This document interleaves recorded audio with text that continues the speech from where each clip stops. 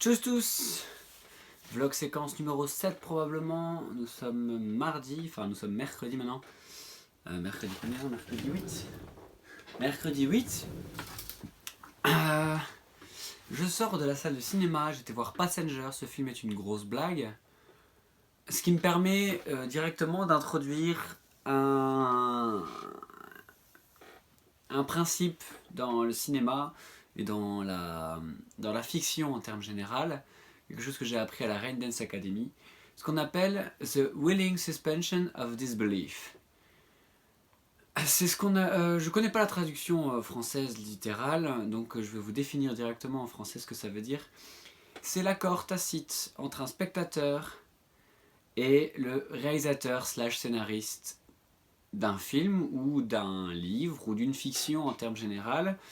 C'est un accord tacite qui part du principe que oui, en tant que spectateur, nous allons accepter la fonction imaginative comme une fonction utile au film, et donc on ne va pas remettre en question certaines choses qui pourraient nuire à la bonne interprétation du film. S'agissant d'une fiction, on peut jouer un peu sur les notions de réalisme. Ce qui veut pas dire que tu peux te permettre littéralement de te foutre de la gueule des gens qui vont regarder ton film sur base d'un simple fait que tu es dans l'espace ou que tu es dans une fiction future et que donc il pourrait se passer des choses qui technologiquement ne sont pas encore à notre portée. Il y a un minimum. Je dis ça pour Passenger, c'est valable pour pas mal de choses. Je dis ça parce que, par exemple, dans Passenger, le problème, c'est qu'il n'y a pas de background. Si vous faites la même chose avec Star Trek, vous allez accepter beaucoup plus de choses. Le principe de la résurrection et tout ça. Mais le Passenger est ancré beaucoup trop dans la réalité, dans une réalité post-humanité telle qu'on la connaît, certes, mais trop proche de l'humain tel qu'il est aujourd'hui. Il n'y a pas d'extraterrestre, c'est vraiment l'humanité qui se déplace et qui avance. Donc à un certain moment, on n'a pas cette impression qu'il y a des choses impossibles qui peuvent se produire juste sous prétexte que c'est dans le futur. Résultat, il y a quand même beaucoup de choses de merde. Si on part de ce principe-là, pour critiquer un peu plus le film, on va parler de cliffhanger.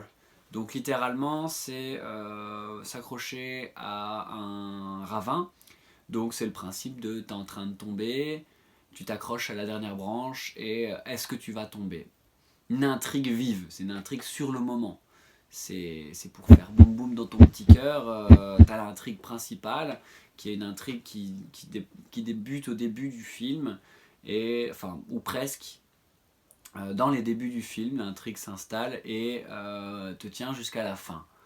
En l'occurrence, pour The Passenger, vont-ils survivre? On peut dire que c'est l'intrigue de base. L'astuce, c'est que dans un mécanisme Lost in the World, Alone, donc tout seul et dans un monde, on va dire, qui devient d'office hostile, parce que la solitude n'est pas faite pour l'humain, il y a quelques éléments qui sont bien dans le scénario. Mais toutes les accroches pour maintenir le spectateur en suspens dans ce vide intersidéral, littéralement, dans le film, sont superflus, mais nécessaires.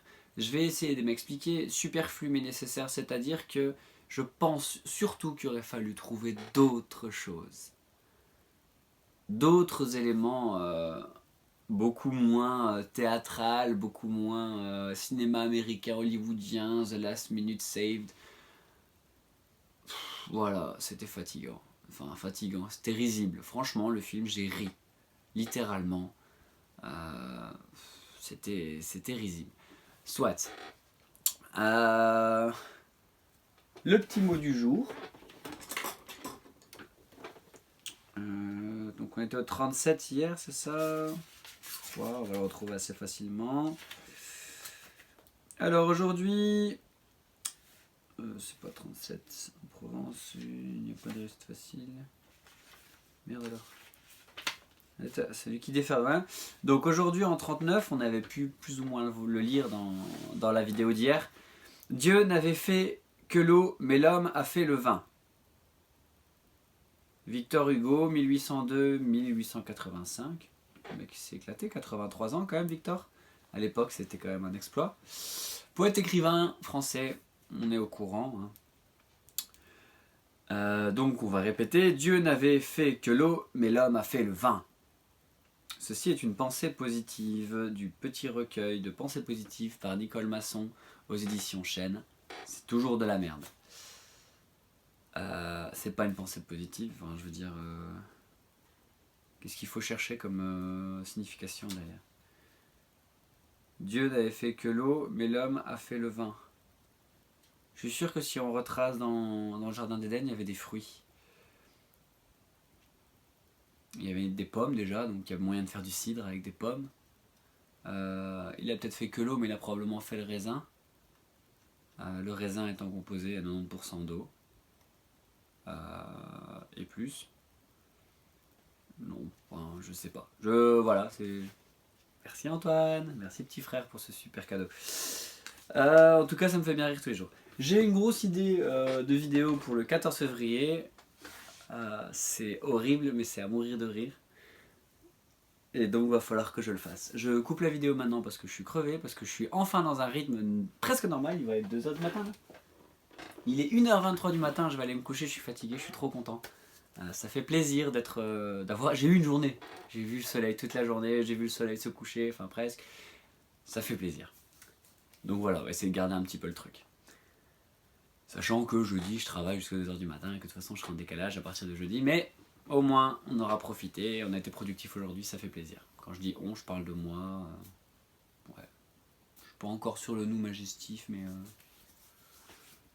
on n'en est pas loin. Tchuss!